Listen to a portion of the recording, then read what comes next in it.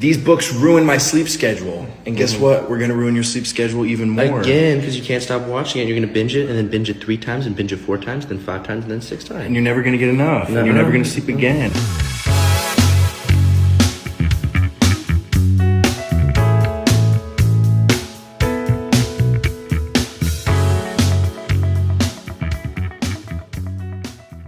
Welcome back to the pod. I'm Mike Dreyden Figueroa, and this is Unscripted and Unrehearsed, where I give you my take on recent events, things I've witnessed, experienced, and all that.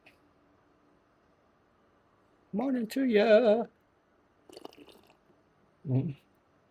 Oh my God, it's so good. My favorite thing in the world, a fresh cup of coffee. All right, so listen, remember last year when I talked about how heated rivalry, the production aspect of it moved me, got to me in all of that. Oh, by the way, shout out to what's their name? Eyes LOL's clip that was, I stole it from that. It was given to me by a friend, so I thought I'd share. So I've watched the show 10 times, y'all. 10 times! 10 times. And each time, well, the first time, obviously, it was just to, get into the show. Then it was about the production aspect of it. And then I was looking at the lighting. Then I was looking at the everything, the body language, the micro expressions, all of that. And things brought to light from other people's posts on who are in the industry and notice these things. And I'm like, yeah, absolutely. That's where I was. And I mean, fans are analyzing it. People in the industry are analyzing it. Therapists and content, everybody. This show has changed the world. As far as I can. Excuse me, I had a gas bubble. Anyway, we're gonna dive into this today. But first, the 68th annual 2026 Grammy Awards. Bad Bunny wins. All is right with the world. But what's really cool about his win is the fact that he's a Latin artist who won the awards for that category. It's never been done before. And I was happy he was winning the awards and all of that, but when he won, I think it was Album of the Year, he just sat at his table, like taking that in for a moment. And I felt a little bit sad because I didn't see his family with him there. Maybe they couldn't be there. I mean, everybody was standing and applauding. Although look, I don't talk about people's private lives, and I don't care about your private lives. I care that you're a nice person when we meet and that you're not an asshole. But there's a picture of him walking through the, I guess, the backstage area, or how they do, with this really beautiful man. I don't know if it was his bodyguard or what, but there was posts of them at the gym together, blah, blah. I don't know. But that person was with him. But having his family, they would have really, I don't think he would have been able to compose himself. But that minute he took was just telling, because it was literally an entire minute. I love that his acceptance speeches were in English and Spanish, but mostly in Spanish. And I think, I'm not preaching to the choir here, because I mean, everybody knows this, but for those who do not understand the difference between Hispanics and Latinos, Hispanics are people from Spain. Latinos are people from the Caribbean islands, South America, Mexico, etc. And there's a combination thereof. I am a combination of that. Just needed to put that out there. Bad Bunny is probably, his lineage is Taino, African slaves, Spaniards, all of that. All of us from the island, although I'm from here in New York, we come from a heritage that's very mixed. So I needed to point that out because I saw a few comments about um, the fact that he spoke in Spanish and, oh, I couldn't understand this. This is terrible. There were no subtitles. There didn't need to be. And you know what? If you're watching it on any device, you could probably activate your subtitles. Or you could learn one of the most ancient languages in the world, because English is not the only language. If I'm not mistaken, English evolved too from something else. So we all have our roots in Latin, by the way. The language, that is. Tonight's the Super Bowl. I'm conflicted, but I want the Patriots to win because, you know, East Coast. It's East Coast, West Coast. I just realized that. Side note, I've been busting chops with people who've been coming to the theater, like wearing, you know, non-New York or not my team memorabilia, merch, or whatever. So there's been a few Seahawks people walking, and I'm like, really? Are you walking New York streets with that? What? Do you have no friends? And a bunch of Patriots people coming in. I'm like, hey, this is an Eagles theater, just so you know, but you're allowed to wear that today. It's fun. Although my boss, I think she gets upset when I interact too much with the guests coming in. Listen, that's a whole other post. All right, so yeah, tonight's the Super Bowl.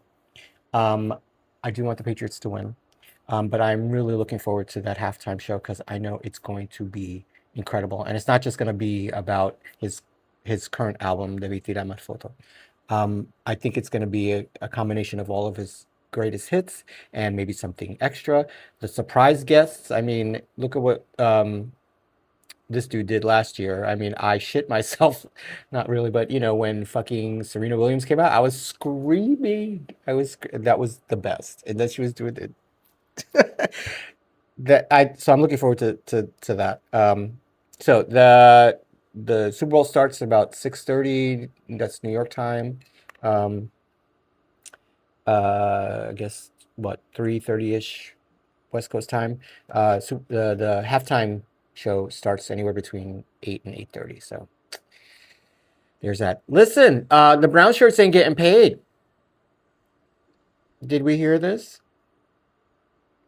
They ain't getting paid. I jumped ahead, but because I have two notes here that say brown shirts. Let's start with that. They're not getting paid. So you're offered the chance to join the modern day Gestapo. We're gonna pay you all this money. The fine print reads something like out of a fucking joke. You're not gonna get anything up front. Nobody read this. You're not getting anything up front. And once you do, if you don't stick through the term of the contract, you have to pay it all back. They're not getting their health insurance after so many days. All of it was a fucking scam. And what did you think? I'm getting excited. What did people think was going to happen? Nothing this man ever says is true. He doesn't follow through. There are records, and I've said this many times before. There are records where he's gone into contracts with people, where he's been sued for non-compliance, non-payment, early termination of contracts, all this shit, just not to pay. So yeah, these people are not getting paid. Some of them are quitting, which I'm proud of them. But I'm like, if you're not getting paid, how are you going to pay back something you didn't get paid? So you know what? Fuck them. Quit the job. I mean, if you got to struggle and get on the struggle bus with a lot of us, fine. I mean, people are making do.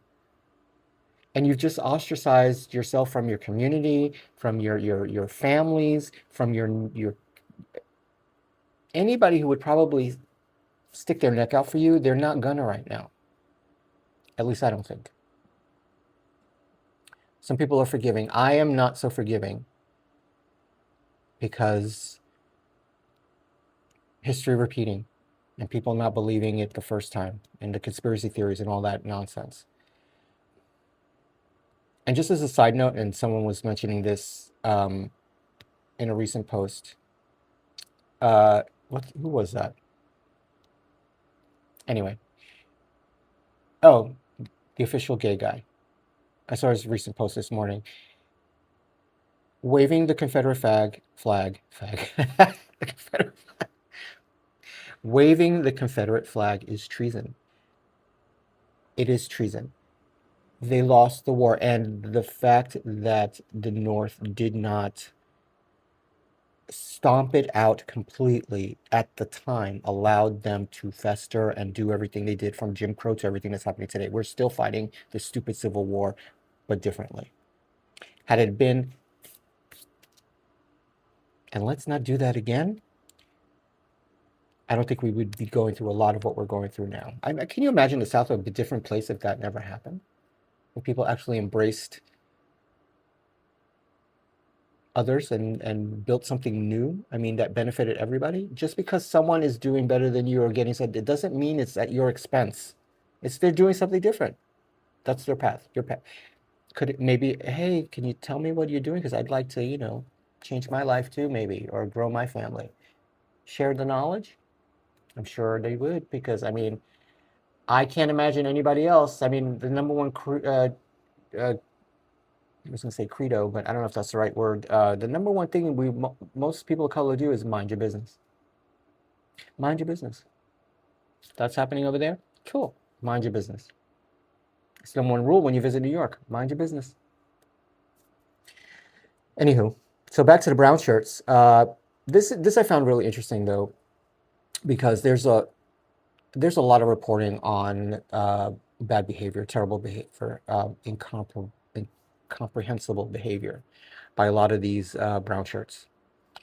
Yet we're not hearing their names, or they're not being outed, or their info is not being leaked to the media. However, Jesse Jesus Ochoa and Raymundo Gutierrez, who were the ones who shot Alex Pretti, their info got leaked. Their names were leaked. Their faces were leaked. So you're telling me that all these other people doing all kinds of fucked up shit, we don't know who they are because they're wearing masks and their identity is being kept quiet. But these two Latino men, Mexican descent, they're now we all know who they are. Aside from that being fucked up, they should have known better. You're gonna call yourself Jesse. You're gonna call yourself Ray.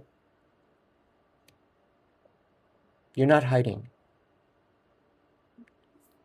I don't even know what more to say about this, but the fact that that happened to them and then they're realizing this is what's going down for you. When all of this is over, there's no hiding behind I was following orders. It's just not going to happen. I pray for them, not like, but I really hope that they get past everything that's about to land on them. It's a double-edged sword. You picked it up, you got to fight now. All right, so the racist video that about with the Obama, I'm like, when does that bullshit stop? It's all distraction, honestly. Don't let it fucking get twisted. It's all distraction. The Epstein files are still the Epstein files. They're releasing redacted stuff. Now it's announced that, members of Congress can see unredacted. It's the Epstein files are still a thing. This is all distraction. And it is insulting and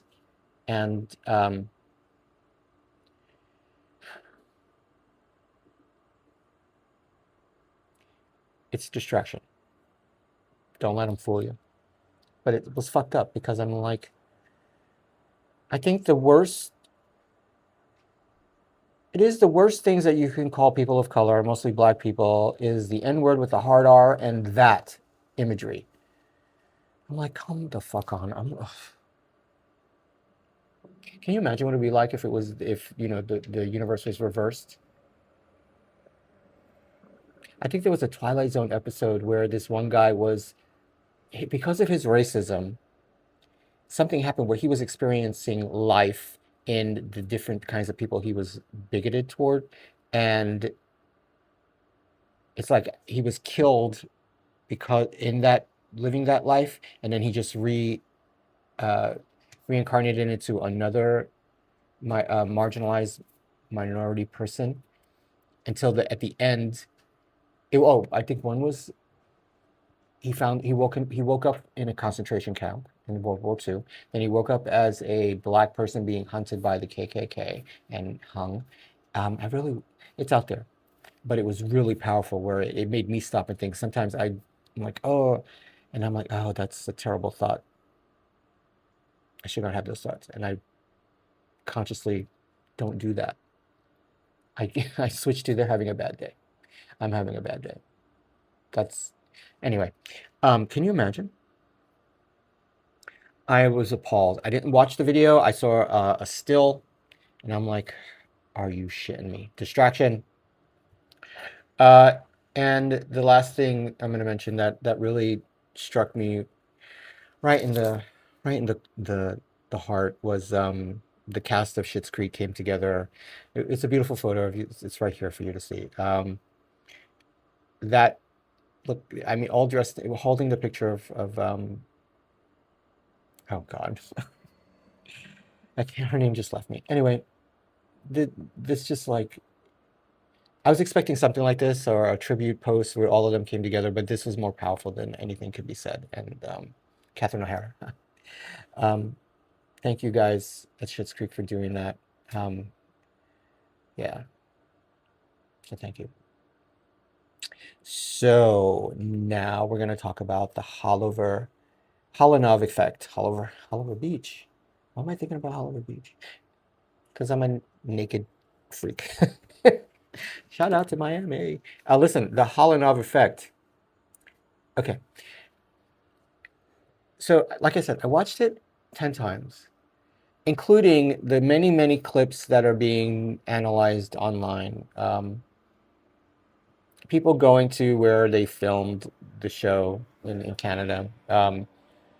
The different locations is really fun. What's really cool is though the folks going to the tunnel where Ilya has that beautiful monologue in Russian. They're leaving.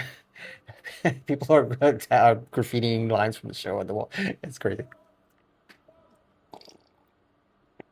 I think it's sweet. It is a master class in acting, film production, lighting, sound. Um, and when I say sound, not only hearing them, but the audio, music, and background. I found myself,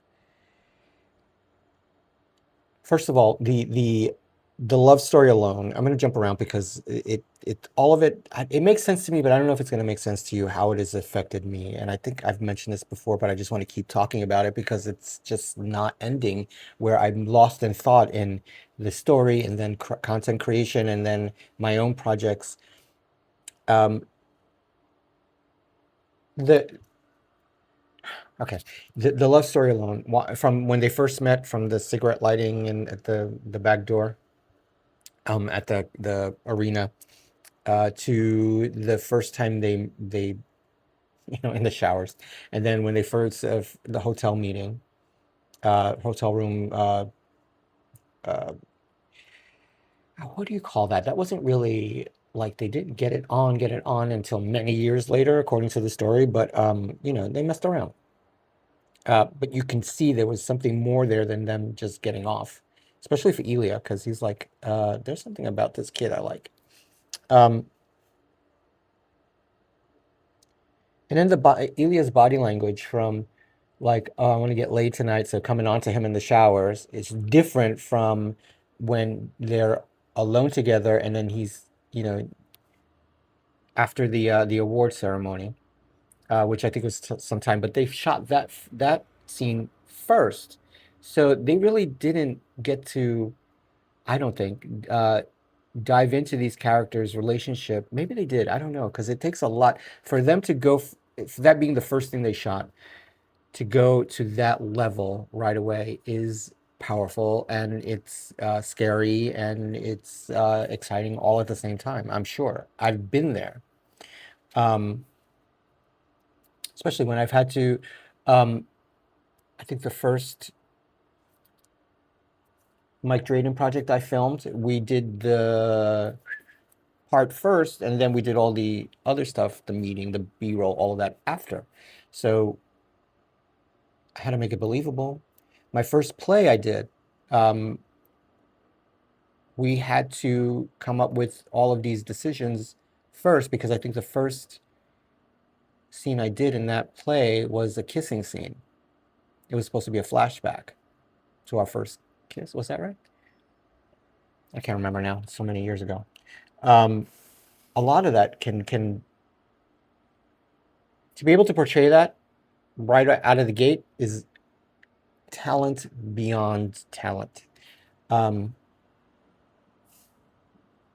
then of course Hudson Williams' shyness. I think his insecurities, and so much as in his identity and discovering stuff and like, oh my God, this guy is beautiful, and then holy shit, what are you doing? It's like, and I got to pretend, fuck off, and then he's like, oh, he means it. Okay, not here, not here.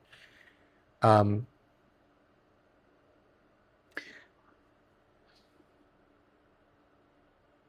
I find myself lost in trying to figure them out in their choices, and that's not for me to do. That's for them to do as the artists, and the fact that they've got me doing that speaks to their level of talent again. Um, People who know me know that I'm a romantic. I mean, I really am a romantic. When I'm feeling it and it's coming at me and I'm expressing it, I'm a romantic. I like like the beach scene where, when he's like, found you, I like that. Um, the the moment in the bathroom where he's telling him, I don't see you for weeks and weeks, and what do you want from me? And then they get very close. He's like, if you want me to get on this filthy bathroom floor, that I would melt. I melted watching them do it. Um, their evolution over the years, where they get closer and closer, and their romance does not, it grows with them, is very beautiful. But I want to see, I mean, I'm more of the Kip and Scott romantic. Like, that's how most people would meet, you know. I mean, I've met people who I dated, when I was working at a gym. I'm not going to say which one.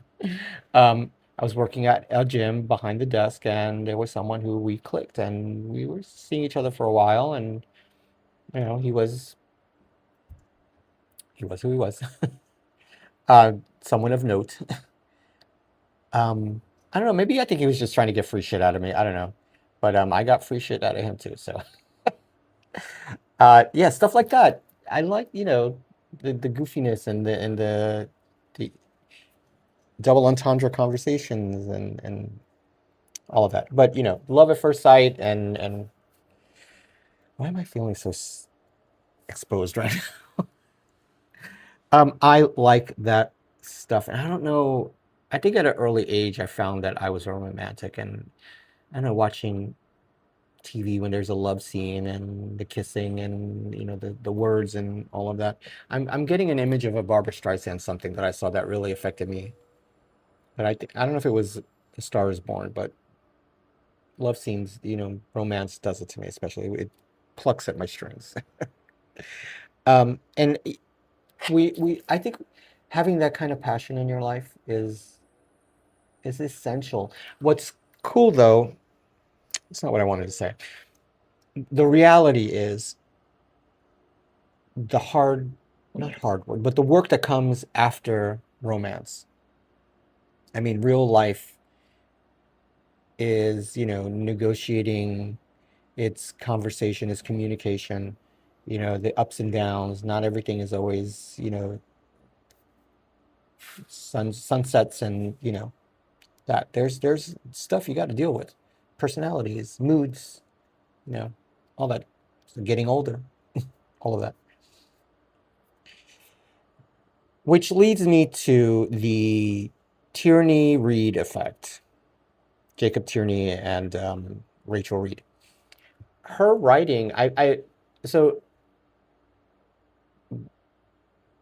being exposed to her writing through this show, it's called, hockey smut, I suppose. Somebody said that somewhere. I don't call it smut. It's like, maybe that is the name for it. I just don't like it. Because I've read some, sexually charged. I don't remember who wrote this, but this was like the first sexually charged book I've ever read, and it was called The Greatest Urge Downward. And that author had a whole bunch of other books. And I remember hiding that under my mattress because I would read it at night and I would keep it in my backpack, but at night I would put it under my mattress because my mother had the habit of going through my things constantly. So I had no privacy. And I did not want her to find that. I used to carry my magazines around with me in my backpack in my school bag just to avoid. Uh, so yeah, their writing. I lost track of the point I wanted to make, but they're okay. Telling these stories, waking up the creativity in a lot of us. You can see it in the posts that people are making with like the claymation posts, the cartooning, the reenactments in goofy, fun ways. Um, it has sparked a phenomenon, and it's become even more global that now that the show in the books are being released on a wider scale. I think okay, the Brits just recently got it, and they're losing their minds. I know the Australians got it a while ago, maybe a month ago. Um, the fact that we got it when we did is a miracle because the agreement that or whatever they did with HBO and Crave. Um, anyway, the people being exposed to these stories has just ignited of a tsunami of creativity and in writing. So what I wanted to say is that her reading her book, because I'm reading Game Changer now. It's slow going, but only because of my own procrastinations, whatever. Um, it has helped change how I write scenes for Last Call and how I'm connecting. Because while it's all connected in here, it's not translating on the page. Like as I read it through, I'm like, why would someone understand what's happening in this scene based on what I already wrote? And there's no correlation um, that is evident unless you're. So in how she wrote this, it's helping me to refine. So I've gone through like the fourth rewrites. Um, and I think it's fun. I'm working on the second season now in writing because I have a clear idea of where my story is going. So reading her, how she writes and connecting things is great. Watching how uh, Jacob put the story together visually is helping me in the writing as well, and how that's coming out wrong. It's helping me formulate the writing to the visual medium, so this way it's telling the same story that's written on the page. I know that sounds like, of course, it would be the same. You just shoot what you wrote. It may not work, but it's working. So, and it's LGBTQ plus people, women, everyone, just telling our stories. I think they've ignited a permission in all of us to just tell our stories. There's a shift in acceptance, I think, and as far as queers in sports, and I think the sky's the limit for everybody who just wants to, for a creative outlet, even if that's not what you want to make money at it, or if it's not your calling, but it has become that. So the reboot of Last Call, I'm so excited for it to just be creating it right now on paper. I'm gonna lose my shit if once we get to shooting it. The recreating it and rewriting it has been fulfilling because it's all I'm thinking about: the story, the reading, and the writing. So, which reminds me, I came across Goldie Jones. She's a filmmaker and director. Her Instagram, where she's talking about these scenes, and just like Miss V, they Veronica V. Oh, yeah, I forgot. Sorry, V, Miss V. I love you both. their take on stuff is very inspiring because it's helping me to understand how I want to tell Last Call in this iteration of it. I've been working on character development and who we are and where we're coming from, but I'm also leaving enough room for the actors to find things in the character to bring them to life. I've expanded the sex scenes, and not that it's gratuitous, but it makes sense for the story because my character is a hoe.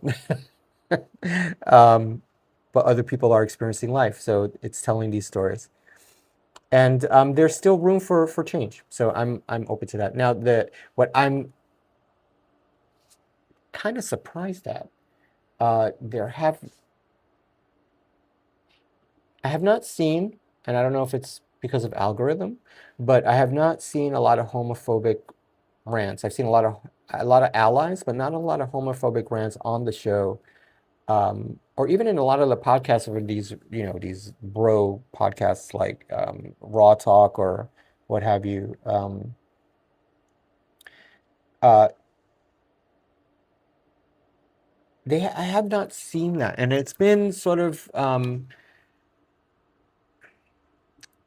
encouraging because what I have seen a lot of straight guys who are like, "Oh, my girl told me to watch this," and maybe they're not completely straight or not homophobic, but they're like, let's see, and they're like, "Oh, wow," they're in the story. They're like, oh, that's what they do, you know. They kind of figure, the mechanics of it, of course, like um, that's how we do things. But not everything we do is that one thing, But like, oh, but the story, it's affecting them, and you can see it's changing how they relate to their girlfriends or significant others, which is kind of cool. Um, and I don't know if, like I said, I don't know if it's intentionally suppressed by the algorithm, but I have not seen any of it, and it's encouraging. But there is some controversy that has come up around empty netters. So, okay, I I saw I saw their post. I didn't know this was a thing until I saw their post, and they defended themselves. Um, they talked about, because this is, well, I'm going to talk about it later, but they defended themselves, and I'm honestly surprised by them and how they got into this into the show. And I said in the last episode, I think, uh, they're initially they were like, oh, it's just another production, it's the clickbait, all that stuff. Their initial reaction after just seeing maybe one episode or just a few minutes of the first episode or what have you, but as they got into it, you can see their reactions are genuine. I can't say that that's all acted or portrayed or I don't know, fluffed up or whatever, but you could see in unless I'm that gullible, that they're like, oh, they do not, they reacted to everything the way all of us reacted to the certain moments. They're like, oh, wow. Like, for instance, Ilya's experience with his family, when, having to, stand there and have his father tell him, uh, uh, don't speak and, speak when spoken to, whatever. Dealing with his father in the moment of dementia and dealing with his brother after his death. All of those things, the way we reacted to them, that's how these guys react. And that's why I found, their reaction genuine. Um, but I would like to know what their fans think of what was outed about them. The initial things that they said. Maybe we were not so nice. I don't know that it was that deep, honestly. Um, the What Chaos Pod, though, these are also like they portray themselves, or they call themselves, down to earth millennials who are into hockey, and they're allies of the show apparently. Um, they're into it as just as much as empty netters, and of course, both of these podcasts have blown up because of there is a shift in, I think, and I know that this is very much what's the term, nurture versus nature.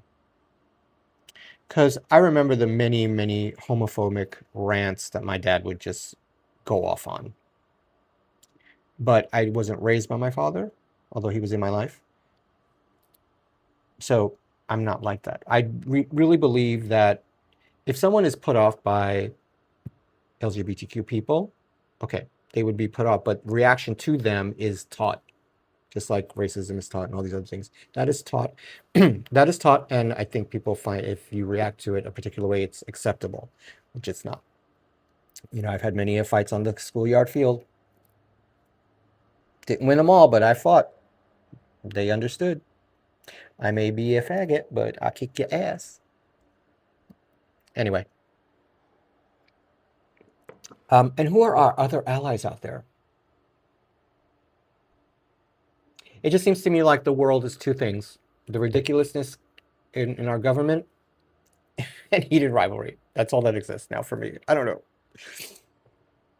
All right, so you guys tell me. Have you watched the show? What do you think? How many times have we watched it? I'm going to watch it again. I just enjoy so many aspects of it. How did it affect you? Are you looking for love? Are you a romantic? Does it make you feel those feels? Yeah. What do you think? I really want to know what you think about it. Did you even watch the show? Do you even care? You think it's all bullshit? Say it. I want to know. No judgment. I judge not. So if you made it this far, drop a hockey player emoji. Black hair for Shane, blonde for Ilya, brown hair for Scott.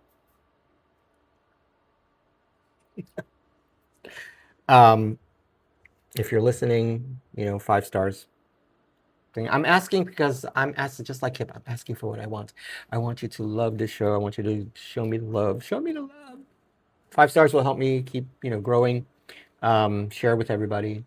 Like, follow, share if you're watching. And if you stick around for the bonus, we're going to talk more about empty netters. There's a lot of links, but you got to come back. All right, later, guys.